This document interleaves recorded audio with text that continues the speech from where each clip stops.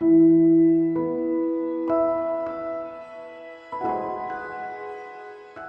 जो मैंने कहा, इसको वतनदारी कहते हैं, जहांगीरी कहते हैं, मालगुजारी कहते हैं, ऐसे सिस्टम कब पैदा हुए? भारत का कोई भी इतिहास ये लिखित फॉर्म में नहीं है। बहुत कम इतिहास लिखित फॉर्म में है, इसलिए इसके बारे में कुछ कहना बहुत कठिन बात है। ये सबसे पहले आप समझ लो। कब शुरू हुआ ये कहना बहुत मुश्किल है, लेकिन हजारों सालों से ये प्रथा शुरू, इतना तो डेफिनेट है। किसने शुरू की ये कहना भी बड़ा मुश्किल है, कब शुरू हुई होगी ये भी कहना बड़ा मुश्किल है। लेकिन सिस्टम क्या थे कि एक राजा किसी पर खुश होकर वो किसी को 10 गांवों की मैंने जहांगीरी आपको दे दी, 5 गांवों की वतनदारी आपको मैंने दे दी, ऐसा दे देते थे। किसी ने पराक्रम किया, राजा का कोई बड़ा काम किया तो भी दे देते थे। आपको इतिहास में यह भी देखने को मिलेगा कि एक आधी सुंदर स्त्री राजा के पास लाई तो भी दे देते थे। अब वो राजा किस ढंग का है, किस कैरेक्टर का है, उसके ऊपर डिपेंड रहता था। तो राजा खुश हुआ आइदर पराक्रम के कारण, उसने राज्य की बहुत अच्छी सेवा की इस कारण, या फिर बहुत अच्छा संगीतकार है, बहुत अच्छा गाना गाता है, कलाकार है, उनको भी दी गई। और जिन जिन लोगों को ये दी गई वो उस एरिया के फिर वतनदार बने। उनका जो भी नाम होगा उस नाम के साथ में फिर वो परंपरा आगे चलते गई, जब तक राजा वो वापस नहीं ले लेता। क्योंकि ये जमीन किसकी होती है? राजा की होती है। राजा किसी को भी दे सकता है। कई बार ऐसा होता था कि एक जहागीरदार या फिर एक वतनदार, उसको पसंद नहीं राजा को, उसको हटा दिया, दूसरे को दे दिया, ऐसा भी होता था। तो ये प्रक्रिया इस ढंग से चलते आई है। ये सिस्टम है। जैसे हमारे यहाँ एमएलए होते हैं, लेकिन एमएलए को इतना अधिकार नहीं होता है।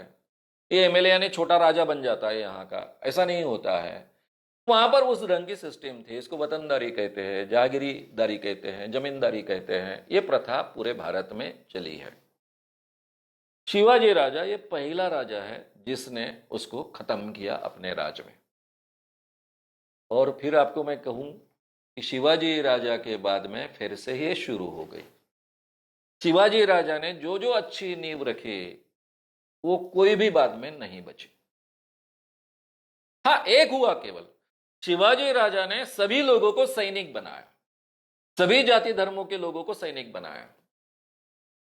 भारत में चातुर्वर्ण के कारण क्षत्रियों के अलावा और ब्राह्मणों के अलावा बाकी सैनिक नहीं बन सकते थे। यह परंपरा शिवाजी के बाद में खंडित हो गई। और उस शिवाजी के कई सालों बाद भी बड़े बड़े सरदार जो पैदा हुए वो आम किसानों में से पैदा हुए, दूसरी जातियों में से पैदा हुए। उसका कारण वो है शिवाजी का योगदान आगे भी ये चलता रहा। लेकिन राज्य व्यवस्था की जो सिस्टम थी वो आगे नहीं चली। इसीलिए तो शिवाजी का मूल बहुत बड़ा है।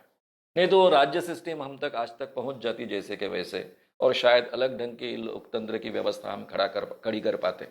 लेकिन वो नहीं हो पाया है। अब रहा सवाल इन लोगों के पास में इतनी जमीनें क्यों है? उसका कारण तो मैंने कह दिया। उस समय में इसी ढंग से बख्शिश कर दी जाती थी, वतनदारी कर दी जाती थी, जहांगीरी कर दी जाती थी। ये सिस्टम थी। इसको बदलने का काम पहली बार जब अंग्रेज इस देश में आए, जहां उनका राज स्थापित हुआ, उन्होंने बदलना शुरू किया। पहले शुरुआत में उनको संभाल कर लेते थे और धीरे धीरे बदलना शुरू किया। और आज पूरी तरह से हमने बदला है। लेकिन जिनके नाम पर जमीन थी उनके नाम पर है। उसमें भी फिर कूड़ कायदा आया। 52 एकड़ के ऊपर कोई जमीन नहीं रख सकता था। अगर पानी वाली जमीन है जहाँ सिंचाई होती है वहाँ अब और भी कम है, 25 या 26 एकड़ का कुछ तो भी है। तो इस ढंग का उसके कारण भी काफ़ी लोगों के पास से ज़मीन ली गई। तो ये अलग अलग तरीके बाद में रहे, लेकिन पुराने तरीके ऐसे रहे।